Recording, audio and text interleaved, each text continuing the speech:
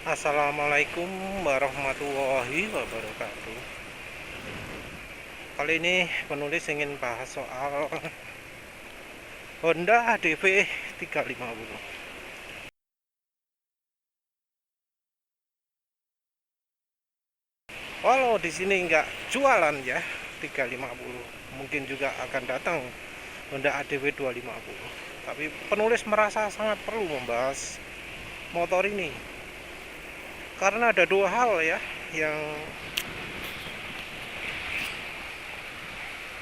maaf, ada dua hal ya yang menurut penulis menarik sekali. Yang satu soal suspensi depan, yang satu soal engine mounting yang beda dari Matic Honda yang lain ya. Ya penulis nggak bilang Matic Honda yang 750 cc, Honda ADV, X ADV ya. Kita bahas ADV 350.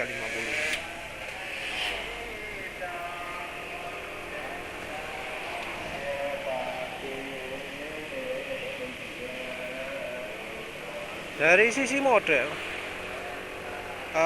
penulis terus terang kurang suka. Tampilan depan itu ya model cibi-cibian dan uh,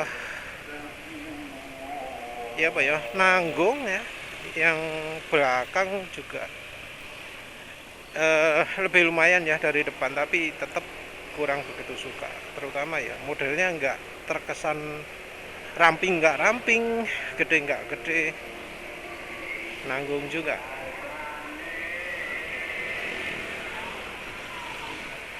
Jadi kesannya yang mengerucut ke belakang itu jadi menurut penulis kurang sedap dipandang. Kalau yang depan itu me, apa ya, membulat di depan gitu ya, menurut penulis juga kurang suka.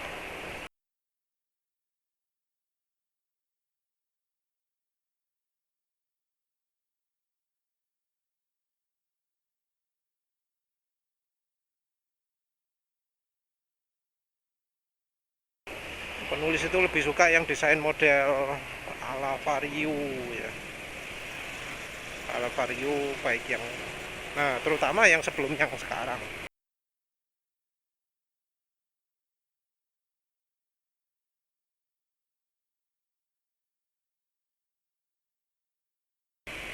Yang modelnya lebih ke menyudut itu penulis suka. Yang ada kisi-kisi di siripnya, nah itu suka.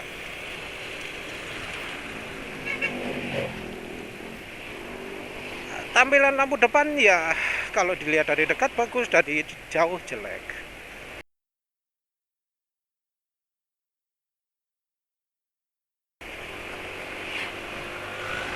Namanya istilahnya fotogenik lah, fotogenik. Cuma keren kalau dilihat dari sudut tertentu dong. Terus dari sisi utilitas, wah ini motor luar biasa ya. Bagasinya aja, ada bagasi depan emang, tapi bagasi yang tengah loh 50 liter.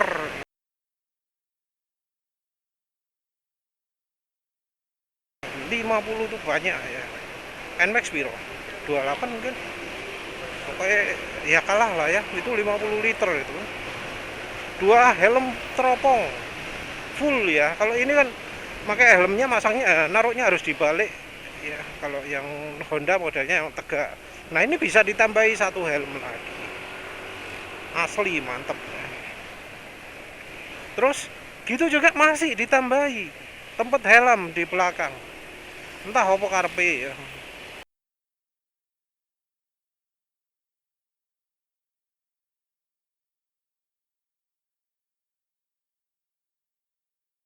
Mungkin kalau pas lagi perjalanan malas pakai helm, ditaruh belakang gitu mungkin ya. Enggak tahu lah, tapi contohnya kok helm nang buri itu rada aneh lah. Ngapain juga ada bagasi helm di belakang kalau di bagasi tengah sudah bisa untuk helm? Nggak jelas lah pokoknya maksudnya.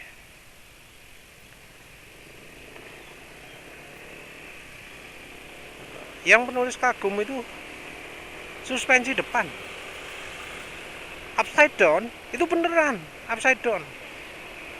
Jadi setangnya itu wis bener-bener mirip motor lagi, nggak kayak eh, nggak kayak PCX ya, yang tetap danganan itu ya apa yang atasnya tok naked, bawahnya ala matic. Nah, yang itu benar-benar sporty. Ada triple claim kalau nggak salah ya.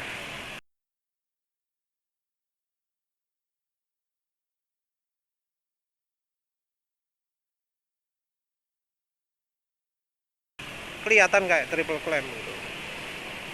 Jadi dari atas ke bawah itu tabung suspensi motor lagi kayaknya. Sudah wis mirip beneran lah.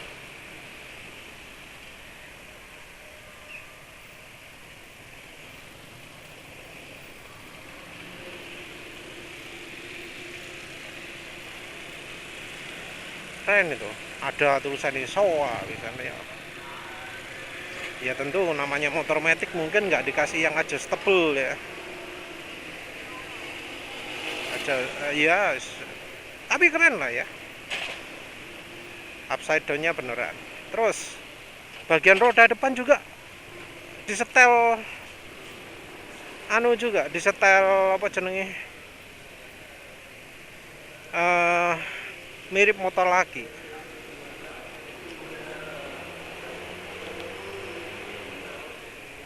Jadi remnya pakai radial.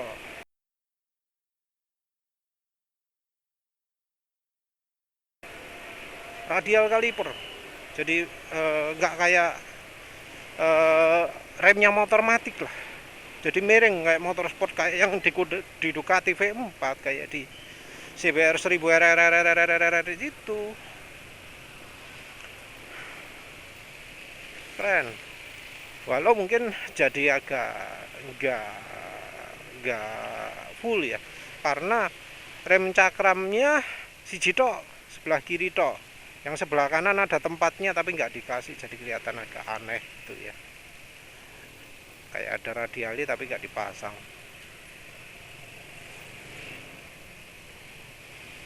Keren, speedometer keren, kelihatan ada teknologi konektivitas juga karena ada Bluetooth, ada kayak navigasi gitu.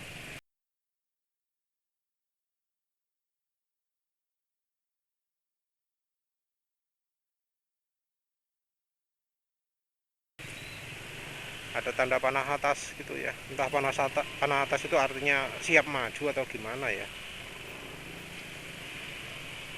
Tachometernya juga keren, dibuat model bundar ya, alami, lebih natural lah daripada yang model aneh-aneh. Model aneh-aneh itu kalau apa di mobil itu malah justru yang model kuno-kuno ya. Kalau model yang modern-modern kan bentuknya bulat. Masih di Ferrarinya itulah sopoh Deddy Corbuzier yang diposting itu.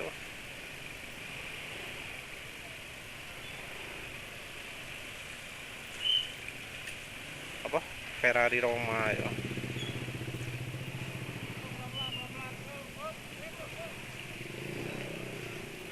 Terus yang jelas ya apa? Beda jauh lah dengan yang Honda DV 150. Mungkin harga juga kalau masuk Indonesia mungkin bukan misalnya ya, jadi XADV 250 pun ya harganya mungkin lebih dari 80 juta, bisa aja 90 juta. Lihat speedonya kayak gitu, suspensi upside down, ada apa, traction control, ada apa mana menu-menu lain ya. Yang aneh nggak ada idling stop ya, aneh ya, aneh.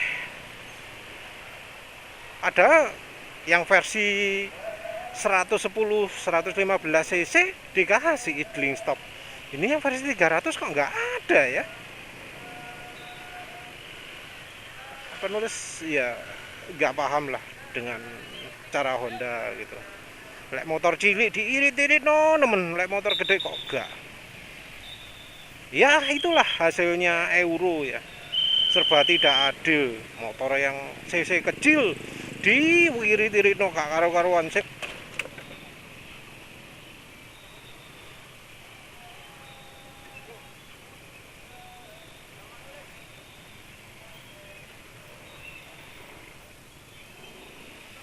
Ya jatuh kena rel.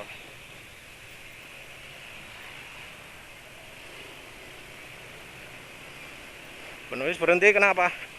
Biar bisa jadi sendenan biasanya kalau gitu langsung gerobak gitu ya. Entah berat tangga wis sembulan.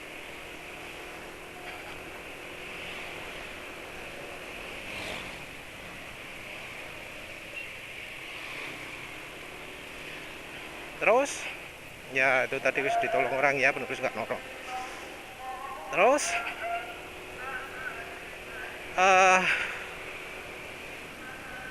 apa jenenge, dari sisi fitur lain apa ya, kalau ada emergency lamp apa emergency hazard ya, hazard lightnya itu klip-klip itu wajar. Apa maneh ya, engine cut off ya, mungkin agak istimewa. Entah mengapa nggak sekalian dikasih flasher ya, sekalian nggak motor lagi, atau penulis nggak lihat tombolnya. Entah mengapa di situ ada tombol menu atau ada bisa ganti mode kah atau apa ya.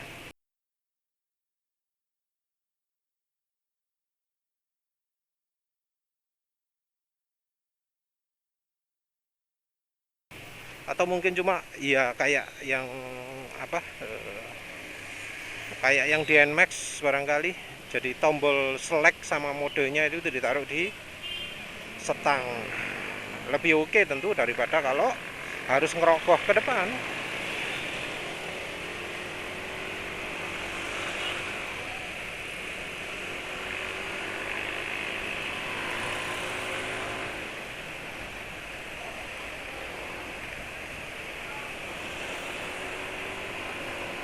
Terus apalagi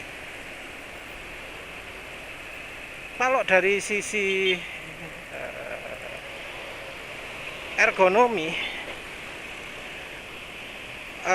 rasanya itu lebih akomodatif untuk penumpang, tapi enggak terlalu akomodatif untuk pengendara. Jadi posisi duduk idealnya untuk ADV 350 itu kayaknya ya kayak penulis gini, gak selonjor.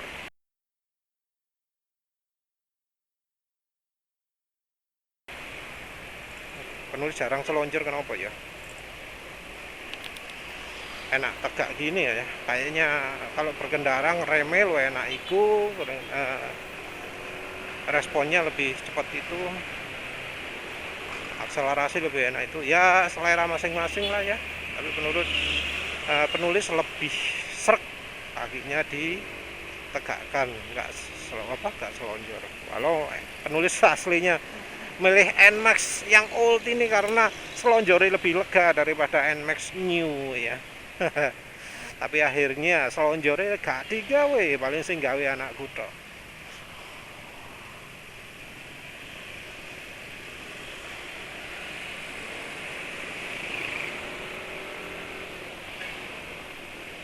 Ya, terus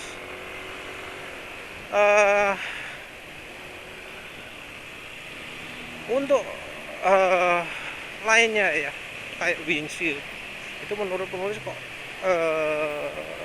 kayaknya cuma gaya-gayaan tok ya. Soalnya kok kayaknya windshieldnya itu kecil.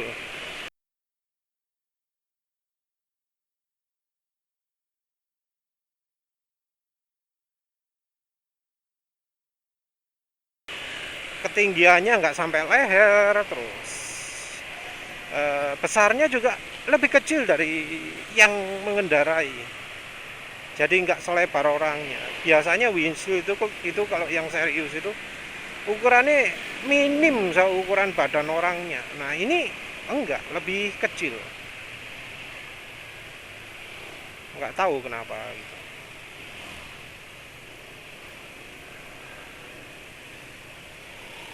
Oh iya, kalau soal apa berat ya, ini motor berat banget ya, berat banget.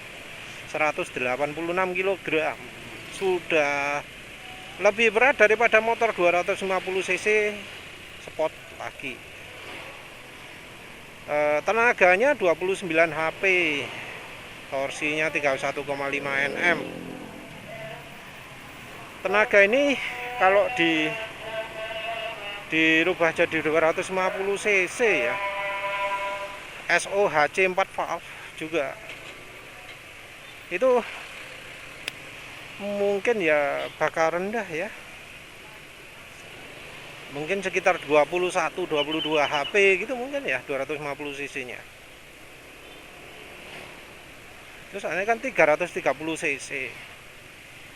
Oh ya, mesinnya mesin SOHC 4 valve. Ini kayaknya teknologinya sudah mirip PCX 160. Masih nggak pakai VVA, masih nggak pakai VTEC ya, nggak pakai VTEC.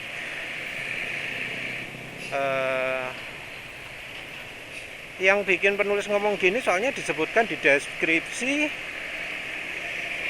mesinnya bakal pakai oil jet juga. Nah, kalau pakai oil jet ya mungkin motornya ini bakal punya penyakit sama kayak PCX 160, yaitu piston baret atau ring piston macet. Ya tentu penulis cuma kira-kira ya, karena kan PCX itu mesin yang baru, yang menerapkan teknologi baru atau teknologi lama diambil lagi. Pistonnya disemproti oli, pakai jet piston oil. Tapi nyatanya ya, pertama tenarnya itu karena kena itu kan ring piston macet. Terus beberapa kali terjadi mesin berasap, mesin nggak enak, atau kompresi bocor gitu ya. Terakhir ada beberapa piston baret gitu.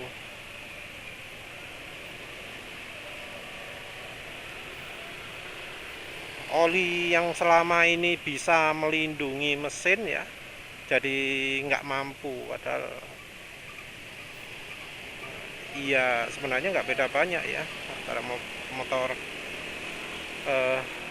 PCX 150 dan 160, cuma beda kayaknya di jet piston terutama.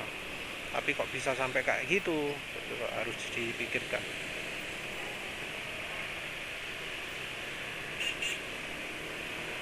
Yang faktor reliabilitas lain itu adalah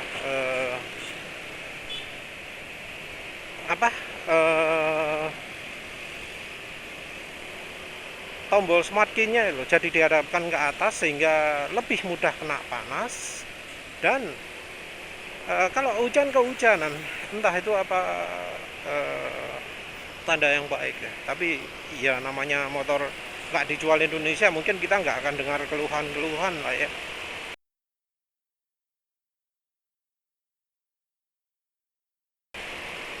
Entah kalau cari keluhannya DW 350 di mana itu.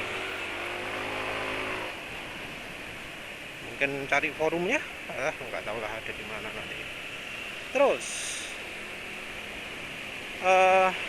lubang di sirip di bodi di bawahnya jok rider ya, itu mungkin jadi pendinginan, mungkin bisa membantu.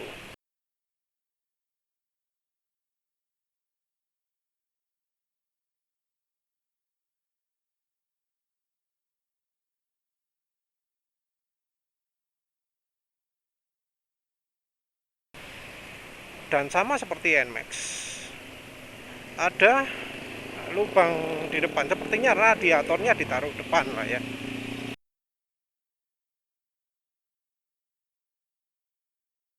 Radiator ditaruh depan sini sehingga pendinginan akan lebih baik. Tapi ya entah kalau misalnya itu dibuat jalan jeblok-jeblok gimana, karena spakbornya kayaknya pendek ya, kecipratan kabel lah, iya berapa lah, entahlah wis, itu wis penyakit ya. Kalau pabrikan Jepang desain itu nggak mikiri lumpur, mereka mikiri air, karena ya di Jepang bersih ya, nggak ada lumpur.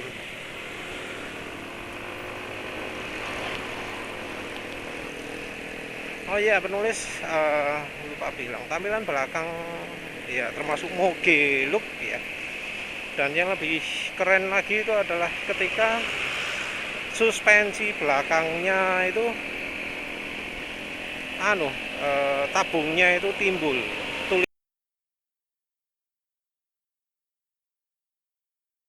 tulisannya itu timbul, nggak sekedar stiker ya. Kan kalau di ADV 150 itu pakai stiker toh. Nah, kalau yang di ADV 350 enggak, pakai tulisan timbul. Keren itu. Cuma warnanya yang enggak sip.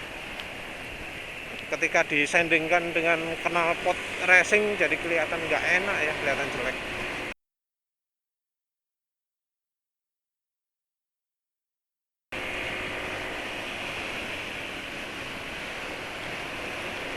Motornya tinggi tapi ya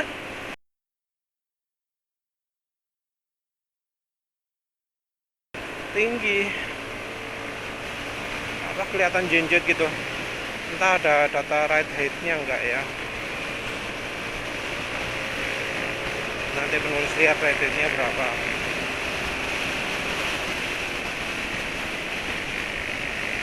Kelihatan modelnya itu jinjit ya. Bannya besar emang. Depan velg 15 inci, belakang velg 14 inci.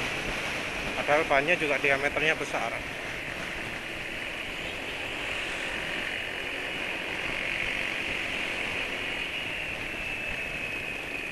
Terus yang penulis kagum itu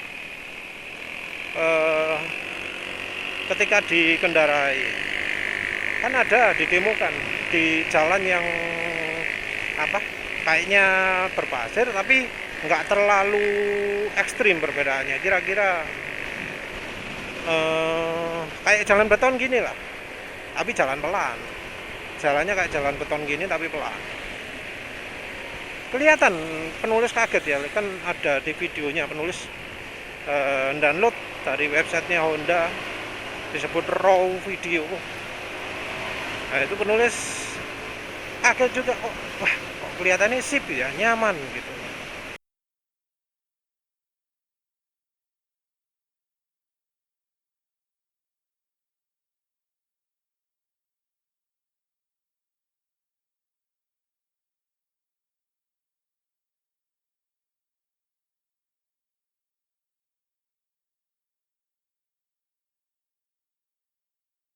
Kelihatan nyaman, dari pengendaranya nggak ada kaget-kagetnya, nggak kesentak-sentak gitu. Beda lah, kalau suspensi itu kelihatan mata seringnya, kalau kesentak ya kelihatan kesentak, kalau kocak ya kocak. Walau memang kalau ngerasakan sendiri mungkin beda, bisa lebih detail, tapi kalau dilihat pun sudah bisa ya, ada cirinya. Dan itu kelihatan nyaman, penulis sampai kaget, kok bisa kayak gitu. Terus akhirnya penulis pun penulis pun coba lihat apa jenenge, lihat motornya, mesinnya. Kebetulan ada foto mesinnya, kaget ya penulis, loh kok gak ono stoppernya ya.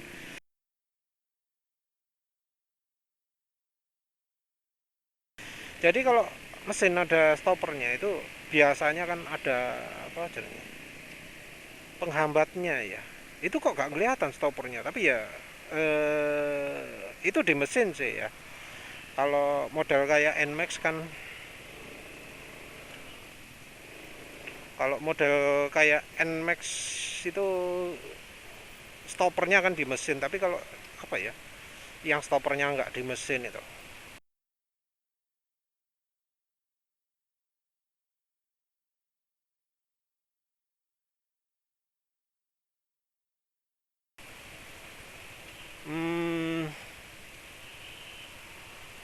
Lupa lah. Jadi stopper bisa aja di mesin, bisa aja di tempat lain kan. Jadi engselnya ada dua. Nah yang satu ini yang pakai stopper. Mungkin modelnya kayak gitu ya. Model pakai stoppernya ala Vario, ya Vario. Kayak Vario atau kayak Honda Beat mungkin stoppernya. Nggak tahu lagi. Tapi kalau lihat itu kelihatannya aman, nggak kelihatan jegluk-jegluk. Entah yang lebih baik suspensinya atau apa. Tapi menarik kalau misalnya itu beneran nggak pakai stopper.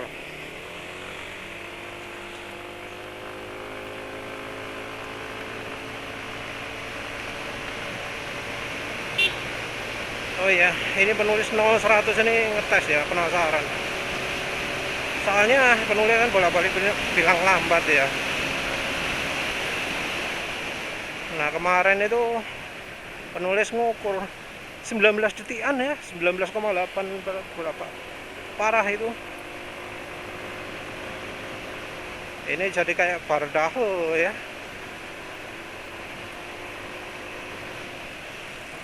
Terlalu banyak aditif kali ya. Ya wes nanti ini lihat waktunya berapa. Kalau 19 detikan maneh wis.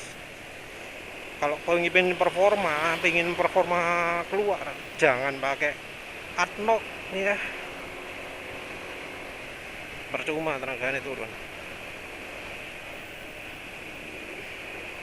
Balik lagi. Nah, yang di ADV 350 ini sip lah kalau motornya Honda ini sudah nggak pakai stopper. Karena stopper ini yang bikin motor jadi nggak nyaman kalau di jalan apa off-road ya istilahnya ya. Padahal ya sebenarnya penulis ini on road aspal ini, tapi aspalnya ya lihat aja lah video keguncang-guncang. Kalau motor ada stoppernya belum diganjel, nggak akan penulis bisa lewat setenang ini. Wis aduh geger gitu kayak waktu masih baru itu. Jalan 60 itu terlalu kencang, jalan 50 akhirnya.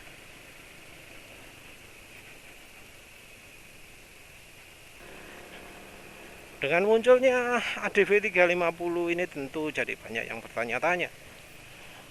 ADV 250 bakal keluar nggak? Ya.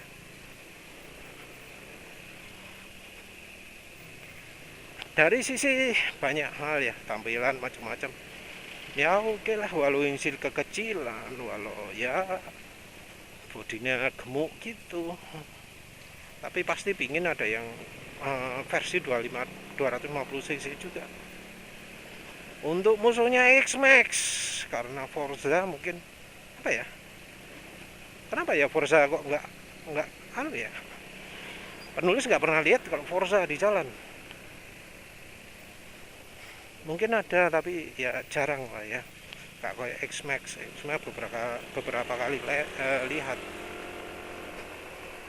Beberapa kali mempermainkan dan dipermainkan. Kalau Forza jarang ya. Sampai sekarang masih belum lihat. Forza itu kan motor kota. Nah, ADV 350 ini beda lagi. ADV itu motor yang pasti bakal dicari. Ya samalah seperti apa namanya? Honda CB 150X. Kan laris banget itu ya. 56 di pameran dibandingkan Honda Beat yang apa di pameran berapa? Ke Scoopy ya. Scoopy apa Beat yang lebih laris? 200-an gitu ya. Udah lumayan itu.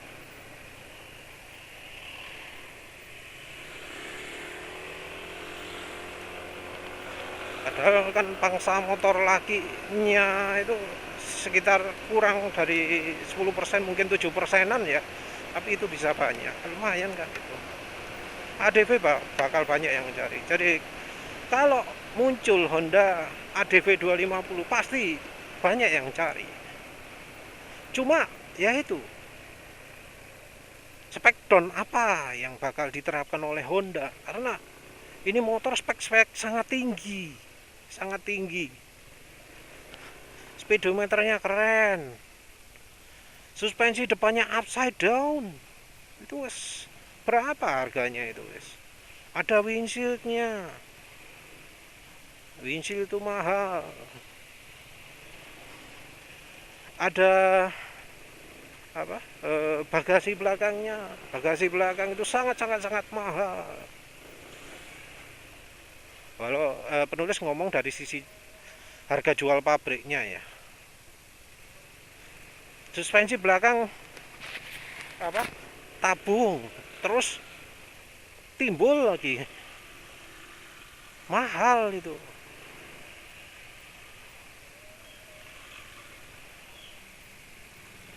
Kalau mungkin biaya produksi nggak sampai seperlimanya, tapi itu ya tetap beda dari karakteristik sebelumnya ya. Bisa jadi harga suspensinya tok kalau Honda yang buat harganya bisa 2,5 sampai 3 juta. Orang tentunya nggak pingin di spek down kalau sudah seperti itu, karena yang 350 sudah tinggi banget, sudah sangat menarik. Kalau di spek down orang pasti sangat kecewa dan bisa jadi merusak pasar, padahal ya sebenarnya nggak beda jauh. Tapi kalau sampai di spek down terus dijamin lah konsumen kecewa.